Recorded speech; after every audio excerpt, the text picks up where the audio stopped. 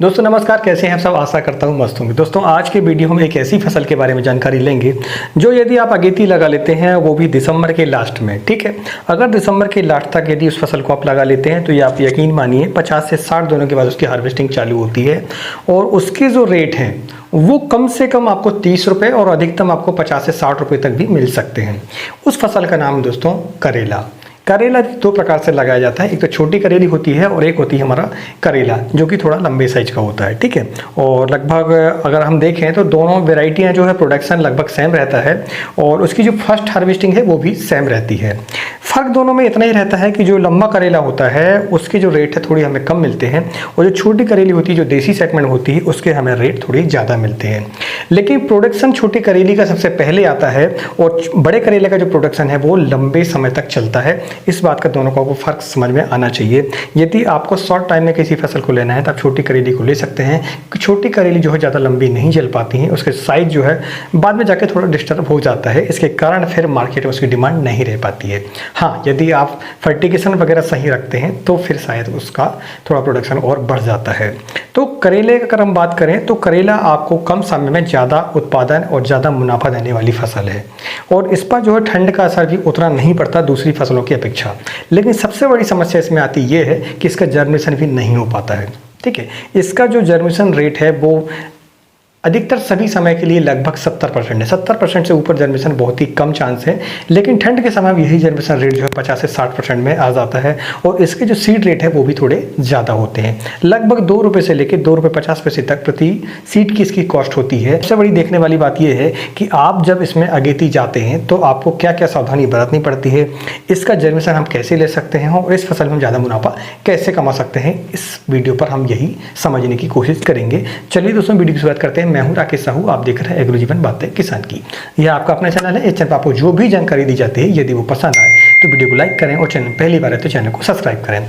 हम 5 पॉइंटों के आधार पर समझने की कोशिश करेंगे कि हम करेले की फसल को अगेती कैसे लगा सकते हैं, ठीक है। और दूसरा, हम वीडियो के अंत में इस वीडियो की विशेष बात होगी वो हम उस पर टॉप वेराइटी के बारे में जानकारी लेंगे, करेले की भी और करेले की भी, जिनको लगाकर आप जो है एक तो बीमारियों से भी दूर रहेंगे और दूसरा आपका प्रोडक्शन भी अच्छा आएगा और रेट भी आपको मिलेंगे और आपको समझने में थोड़ी सी दिक्कत नहीं होगी कि हमें कौन सी वैरायटी लगानी चाहिए। उसके हम कुछ वीक पॉइंट बताएंगे और कुछ अच्छी बातें भी बताएंगे हर वैरायटी के बारे में।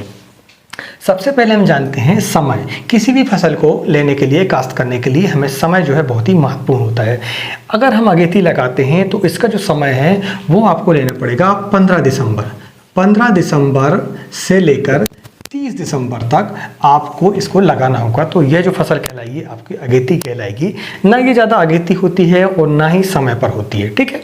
तो ये क्लियर हो गया। अब इसमें दूसरा पॉइंट आता है ज़मीन की तैयारी, लेकिन उसके पहले हम समझ लेते हैं कि जो सही समय इसका है वो सही समय है दोस्तों फरवरी का महीना हमारा, ठीक है। सही जब आप कास्ट करते हैं सही समय पर जो डायरेक्ट स्विंग होती है उसका जो सही समय है वो है फरवरी का महीना, जब रात का जो टेम्परेचर है वो 18 डिग्री से ऊपर हो जाता है, ठीक है। 18 डिग्री से जैसे ही टेम्परेचर ऊपर होगा आप उसको डायरेक्ट ज़मीन पर कास्ट कर सकते हैं, डायरेक्ट सीड स्विंग कर सकते हैं, लेकिन उसके पहले आपको नर्सरी बनानी पड़ती है, ठीक है। इनकी तैयारी में यदि हम देखें तो हमें बेसल खाद के रूप में कुछ खादें देनी पड़ती है। लेकिन मैं आपको बता दूं कि यदि आपको करेले की खेती करना है तो एक बात आप ध्यान रख के चलें, 2 चीज़ें इसमें मुख्य हैं।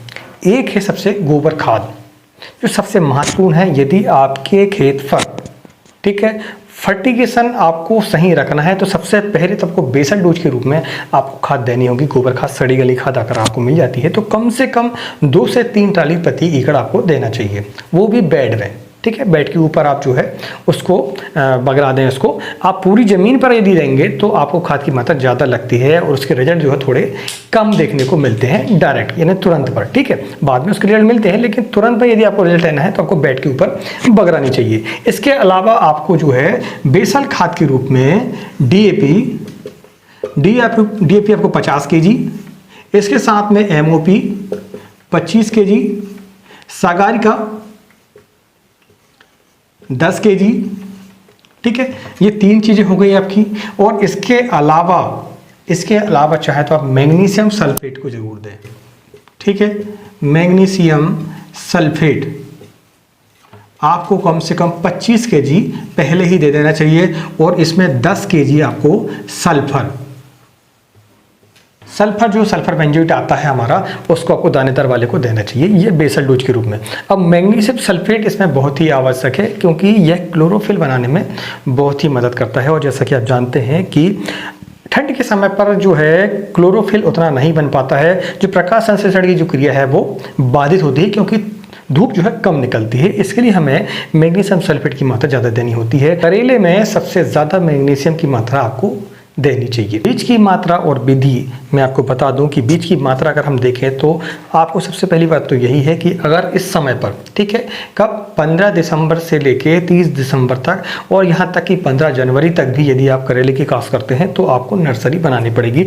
डायरेक्ट आप सीड को नहीं लगा सकते हैं, इस बात को आपको बिल्कुल समझ के चलना पड़ेगा। और नहीं तो आप डायरेक्ट लगाएंगे और नुकसान करके बैठ जाएंगे, क्योंकि इसमें डायरेक्ट सीड अगर आप लगाएंगे तो अंकुरण ही नहीं होगा।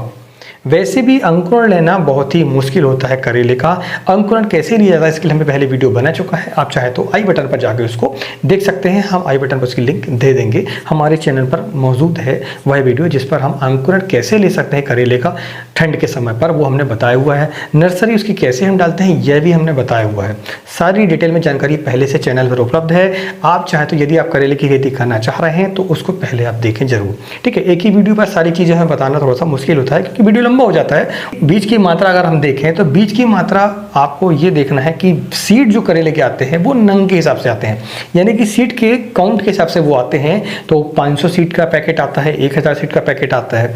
तो 1 एकड़ की अगर हम बात करें, ठीक है, 1 एकड़ अगर बात करें हम तो 7 से 8000 हमें सीड लगाने होते हैं, ठीक है। इसको हमें थोड़ा सा ज़्यादा इसमें गैप नहीं रखते हैं। 5 फीट पर आपको बेड बनाना है और 1 फीट के अंतराल पर आपको पौधे लगाना है, ठीक है, नर्सरी हम लगाना है। यदि हमें 7 से 8000 पौधे चाहिए हैं 1 एकड़ के लिए तो हमें जो है नर्सरी कम से कम 10,000 सीड की डालनी पड़ेगी। 10,000 सीड जब आप डालेंगे तो आपको वो जाकर 7 से 8000 पौधे आपको मिलेंगे। तो आपको जो पौधे लेना है वो 10 पैकेट 1000 सीड वाले आपको लेना पड़ेगा। अगर हम जब वज़न की बात करते हैं, जो वज़न में आता है करेला, उसकी अगर हम बात करें तो सबसे पहले आप 50 ग्राम का सीड या 100 ग्राम का सीड का जो पैकेट होता है उसको आप खोल के देख लें लगभग कितने उसमें सीड आते हैं, उसके हिसाब से फिर आप वज़न कर लें। तो लगभग 1 से 1.5 kg आपको सीड लेना पड़ेगा। यह एक अंदाजा आपको बता रहा हूँ। कुछ वेराइटियों के सीड जो छोटे होते हैं, कुछ बड़े होते हैं, उसके आधार पर जो है वज़न ज़्यादा और कम हो सकता है, ठीक है। तो आपने ये समझ लिया। अब विधि की अगर हम बात करें तो विधि क्या है, विधि आपको डायरेक्ट स्विंग उसकी नहीं करना है, बिल्कुल इस बात को आपको समझ लें। आपको नर्सरी बनाना पड़ेगा। तो नर्सरी आपको जब आप बनाएंगे तो आपको एक छोटा सा पॉली हाउस भी बनाना पड़ेगा, ठीक है। मिनी पॉली हाउस कैसे बनाते हैं उसकी भी लिंक हम आपको आई बटन पर और डिस्क्रिप्शन पर आपको दे देंगे, आप चाहें तो उसको जाकर आप देख सकते हैं। तो आपको यदि आपके पास में पॉली हाउस नहीं है तो आप जो प्लास्टिक आती है मार्केट से, ठीक है, वाइट कलर की जो प्लास्टिक आती है, यानी उसमें जो है धूप अंदर आनी चाहिए, ठीक है। आप चाहें तो सुरंगनुमा जो आकृति बनती है, जैसे हम लो टनल या हाई टनल बोलते हैं, उस पर आप नर्सरी तैयार कर सकते हैं। और जब नर्सरी आपकी 1 महीने की हो जाती है, ठीक है, उसमें थोड़े से जो चलते हैं बेल वो चलने लगती हैं, तो उस समय पर आप उसको टीपी आपको करना पड़ेगा। तो लगभग 1 से लेकर 1.25 महीने तक उसमें समय लगता है। तो नर्सरी के बिना आपको काम करना ही नहीं है, ठीक है। उस पर नर्सरी कैसे तैयार करते हैं इसलिए हमने वीडियो पर लिंक हम आपको दे देंगे, ठीक है। इसके बाद आती है रोपाई का समय। रोपाई का समय यदि हम देखें तो सही जो समय है वो है संक्रांति के बाद, क्योंकि आपने देखा होगा, आप भी इतने समय से खेती कर रहे हैं और मौसम को भी समझते हैं।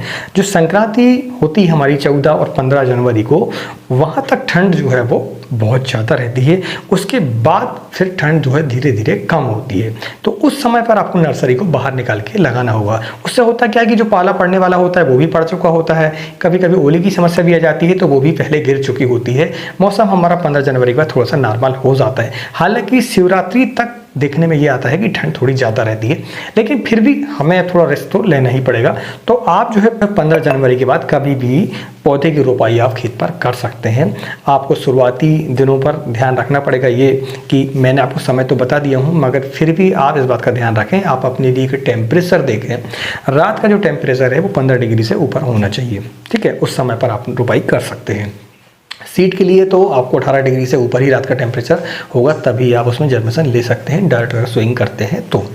ये रही 5 पॉइंटों के आधार पर आपको जानकारी कि कैसे हम उसको लगाते हैं, क्या करते हैं। अब हम जानते हैं वीडियो की विशेष बात, उसमें हम आपको टॉप वैरायटियों के बारे में बताएंगे, करेला और करेली दोनों का।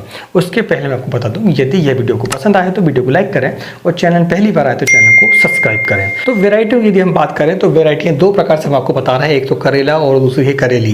करेला में यदि हम देखें तो अमन श्री BASF कंपनी का आता है, एक अनुष्का क्लाउस कंपनी का आता है, VNR का 22 नंबर बहुत ही बढ़िया वैरायटी है और रोशन BASF की बहुत ही बढ़िया वैरायटी है, नई वैरायटियाँ हैं। अस्मिता जो है वो भी बहुत ही बढ़िया वैरायटी है, वो है आपका सेमनेस कंपनी का। यह जो वैरायटियाँ हैं ये टॉप वैरायटी हैं, बहुत ही बढ़िया वैरायटी हैं।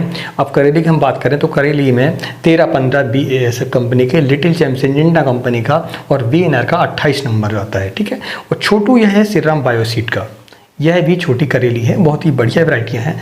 उत्पादन की अगर हम बात करें तो उत्पादन तो लगभग सभी वैरायटियों का सेम रहता है, लेकिन फिर भी अगर हम देखें, जो देखने वाली बात ये होती है, एक तो साइज और दूसरा होता है इसमें कि आपकी जो आप वैरायटी जो लगा रहे हैं इसमें रोग प्रतिरोधक क्षमता किस में ज़्यादा है। तो रोग प्रतिरोधक क्षमता को देखने के लिए सबसे बड़ा जो मानक वो ये है कि जो भी वैरायटियाँ नई आती हैं मार्केट पर, ठीक है, जो पहले से चली आ रही हैं उस पर अगर हम देखें तो जेनेटिक रूप से थोड़े बदलाव होते जाते हैं और उसमें रोग जो है वो ज़्यादा आते हैं।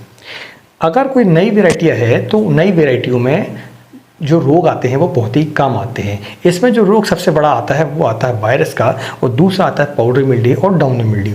पाउडरी और डाउनी फंगस वाली बीमारी हैं और अगर हम थ्रिप्स और माइट और एक होता है हमारा वाइट फ्लाई, इनके द्वारा जो वायरस फैलता है, तो इनको आपको कंट्रोल करके चलना पड़ता है, ये दो चीज़ों को, ठीक है। तो अमन श्री बहुत ही बढ़िया वैरायटी है, मगर अभी देखने में ये आ रहा है कि ये बहुत पुरानी वैरायटी हो गई है, तो इसके लिए इसमें जो है वायरस की समस्या थोड़ी ज़्यादा आती है, वो मेंटेनेंस थोड़ा ज़्यादा रखना पड़ता है। हालांकि इसका जो प्रोडक्शन है वो सबसे ज़्यादा है।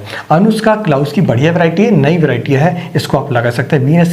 VNR की जो वैरायटी है 22 नंबर, ये भी बहुत ही बढ़िया वैरायटी है, लेकिन ये भी पुरानी हो चुकी है। रोशन जो आ रहा है BASF का, इसको आप लगा सकते हैं, बहुत ही बढ़िया वैरायटी है। अस्मिता भी नई वैरायटी है, अभिषेक भी पुराना है, सेमनेस कंपनी का। 13-15 की अगर बात करें तो 13-15 से बढ़कर कोई भी वैरायटी नहीं है। इसका जो साइज है बहुत ही बढ़िया है, देसी सेगमेंट है, प्रोडक्शन भी अच्छा आता है। इसमें जो गलत बात यह है कि यह जो है जल्दी आती है और जल्दी समाप्ति भी होती है। इसका जो साइज है बाद में बिगड़ जाता है, ठीक है। लिटिल चैम्प सिंजेंटा कंपनी की बहुत ही बढ़िया वैरायटी है, नई वैरायटी है, इसको आप लगा सकते हैं। VNR का 28 नंबर भी बढ़िया वैरायटी है। छोटू जो सीरम बायोसीड का है, इसको हमने लगाकर नहीं देखा है, लेकिन फिर भी ये नई वैरायटी है तो आप इसको ट्राई कर सकते हैं। जो वैरायटी हमने लगा चुकी है अपने खेत पर वो है दोस्तों अमन श्री, 13-15, अनुष्का, एक रोशन, अस्मिता, अभिषेक और ये लिटिल चैम्प और BASF का 13-15, ठीक है। ये वैरायटी हमने लगा चुकी हैं, ये बहुत ही बढ़िया वैरायटी है। दोस्तों ये जानकारी आपको कैसी लगी प्लीज़ हमें कमेंट करके ज़रूर बताएं। यदि आपका कोई सवाल हो, कोई सुझाव हो तो आप कमेंट की मदद से हमसे पूछ सकते हैं। मिलते हैं एक नए वीडियो में एक नई जानकारी के साथ, तब तक नमस्कार, जय हिंद, जय किसान, जय जवान।